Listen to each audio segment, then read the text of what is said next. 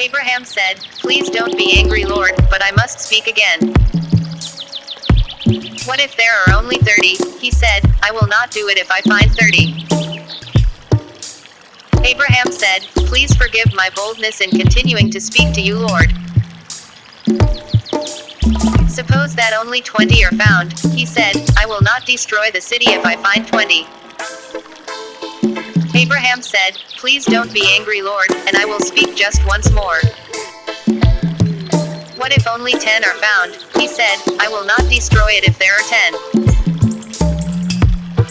After he had finished speaking with Abraham, the Lord went away, and Abraham returned home.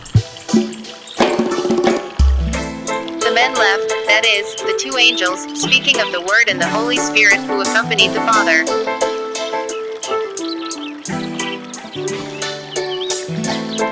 They were now sent towards Sodom to rescue Lot and destroy the city, while the third, who is called Jehovah, remained with Abraham for the purpose of teaching him the great usefulness and importance of faith and prayer.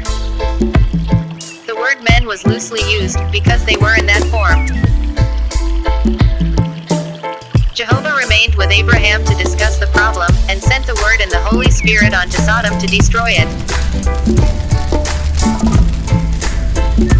God shall overthrow Sodom and Gomorrah and the neighbor cities thereof, saith Jehovah, no man shall abide there, neither shall any son of man dwell there.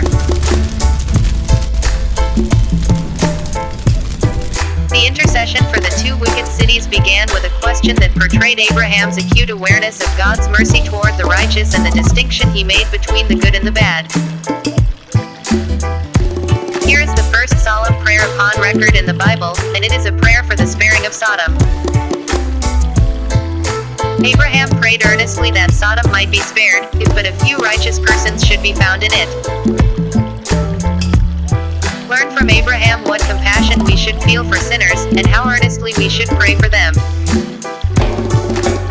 We see here that the effectual, fervent prayer of a righteous man avails much.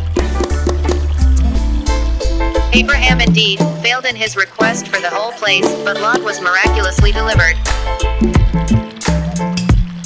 Be encouraged then to expect by earnest prayer, the blessing of God upon your families, your friends and your neighborhood. To this end, you must not only pray, but you must live like Abraham. He knew the Judge of all the earth would do right. He does not plead that the wicked may be spared for their own sake, or because it would be severe to destroy them, but for the sake of the righteous who might be found among them.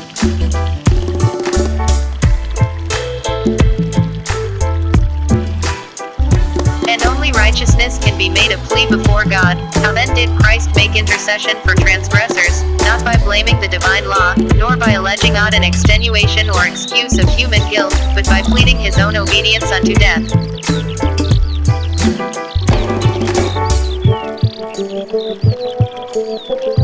Abraham was pleading for the righteous if might be found in the city. Shall not the Judge of all the earth do right? Abraham's clear understanding of God's character, being able only to do what is good and totally above reproach, was affirmed with this rhetorical question.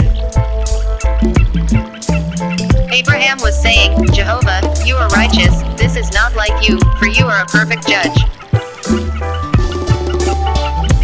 If there are 50 innocent people in the city, will you destroy the whole city? Won't you spare it in order to save the 50?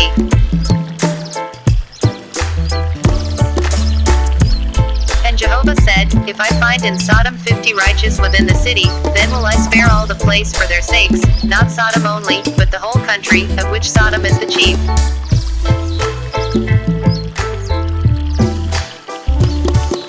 God declares that his judgments were done with great mercy, even though all were so corrupt that not only 50 but 10 righteous men could not be found there, and also that the wicked are spared for the sake of the righteous.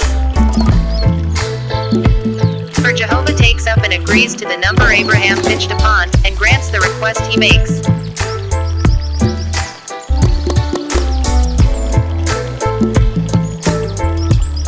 Just a very few righteous people can be a blessing to the masses. Abraham, being a man, admitted he was but dust and ashes. By this we learn that the nearer we approach to God, the more our miserable estate appears, and the more we are humbled. And he spake to the Lord and said,